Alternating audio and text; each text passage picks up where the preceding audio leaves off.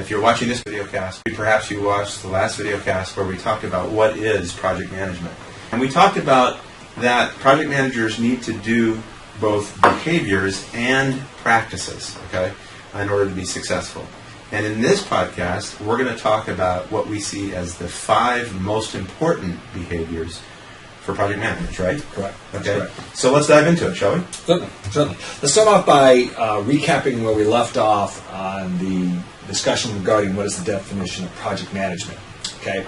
We said that project management is about introducing change in the organization. That change may be that you're adding something to an existing system or that you're actually introducing a completely new system. But whatever you're doing in that project, you're changing how the organization does business and there are implications to understanding that.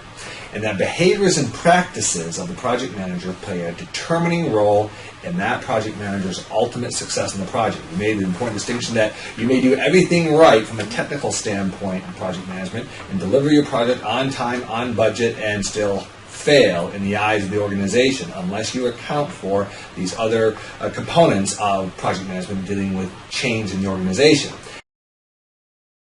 Fundamentally, we think that there is a technical and practical competency school of thought within project management. Which one should predominate? Should we focus on the technical aspects of project management, or should we focus upon the practical aspects of project management? And we said that while institutions such as the Project Management Institute, the Software Engineering Institute will focus upon technical components of project, we want to look at the practical components of project management. Yes. Well, I'm just saying that, just a reminder that we see both as important. Correct. Yeah, I mean, we're not saying, throw out your project tools and those kinds of things and how to do forecasting and how to do all those things that PMBOK treats very, very well.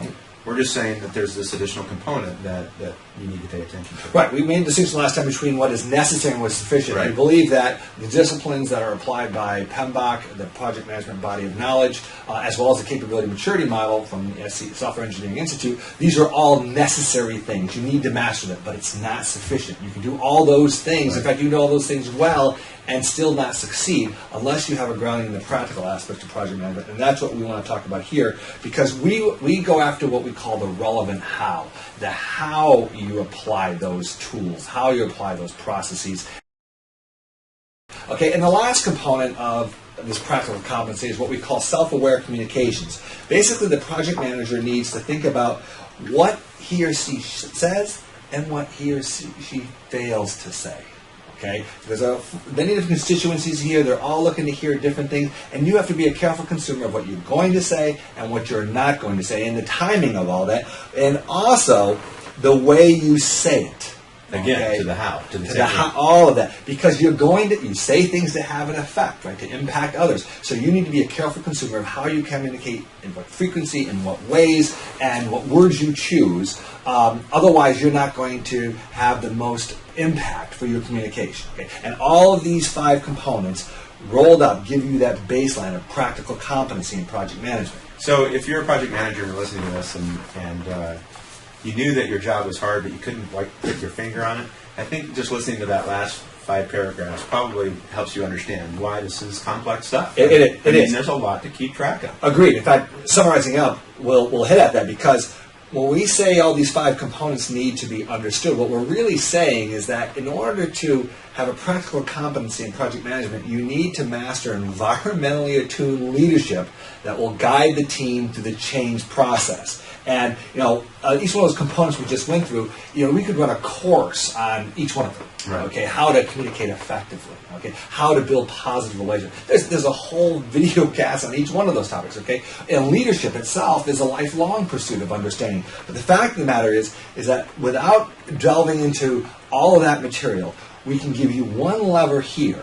Your behaviors, okay? If we can focus upon your behaviors, we can set you on the path to being successful from a practical standpoint, because those behaviors are going to be the clearest signal to all the participants of the project as to how your leadership is being expressed in that project. So let's do a quick scan of the 5 important behaviors before we delve into each one of them, okay? starting off with our first one, modeling confidence. And when we say modeling confidence, we don't mean that this is an act. We mean that you need to convey confidence to the organization.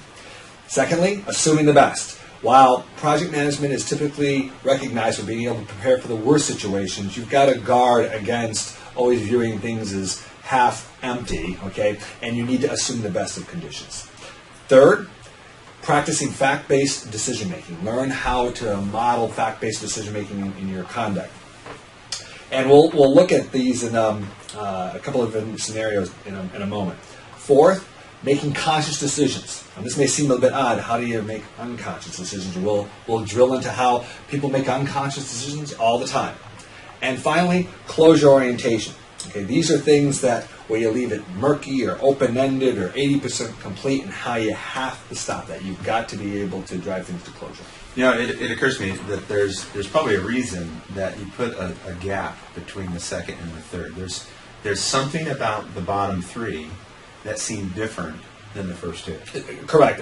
These last three are what I call the spider web behaviors. The most important point you have to understand as a project manager is that they're looking at you, okay? You are the focal point for this project. Now, they may not say anything to you.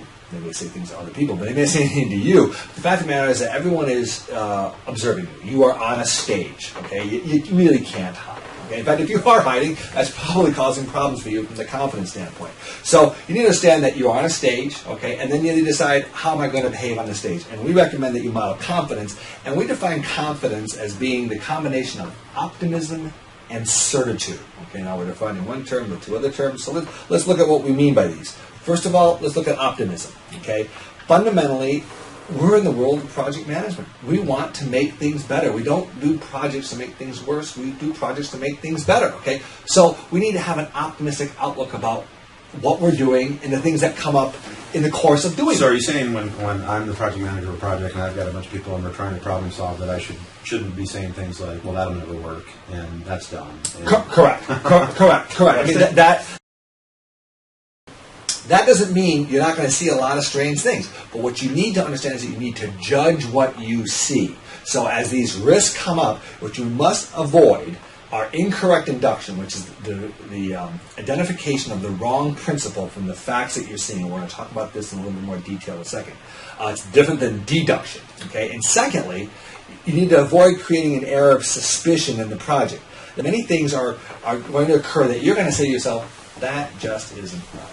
Okay, but you got to be careful not to draw the wrong conclusions from that. You can look at this and start saying, I bet you this thing took place because this person has an agenda that they're working here. Well, you don't know that. Right. It may be they easily lead to that conclusion, okay? In fact, you may even have some facts that might support that, but you don't have the full story, and you can't go there. You will introduce a poison into the project that will cause others to question your motive, and you need people to trust each other, okay? And if you don't model trust, if you're not willing to assume the best of the bad things that are happening, that they just happen, okay, then you're going to model the inappropriate behavior you're trying to drive out of the project. if you need any more evidence, you don't have to look any farther than the mirror, because I bet everybody out there has had this happen where they did something that they thought perhaps even was a good thing to do, and somebody else told a story in their own head about what you misinterpreted your Absolutely behavior, right. and came to these wild conclusions that you had no intention of doing whatsoever, and you're like, no, that's not what I meant. That's right. If you've ever said the words, that's not what I meant,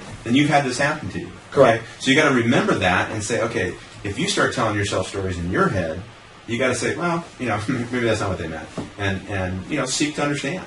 Absolutely right. And in fact, one of the areas you're dealing with here is the intentions of others. Okay, and there are two areas when we talk about assuming the best and judging what you see to avoid this incorrect induction and error of suspicion that I want to drill on.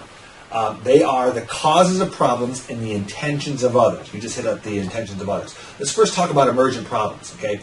We talked about in our first video cast that problems, they're a surprise and they're a distraction. No one likes surprises and distractions. And because of that, they can elicit a fear or frustration response. And they can elicit that response in you, the project manager. This is the last thing I want to deal with. And you could get angry, emotional, frustrated, whatever. And you need to remember that they're looking at you, okay?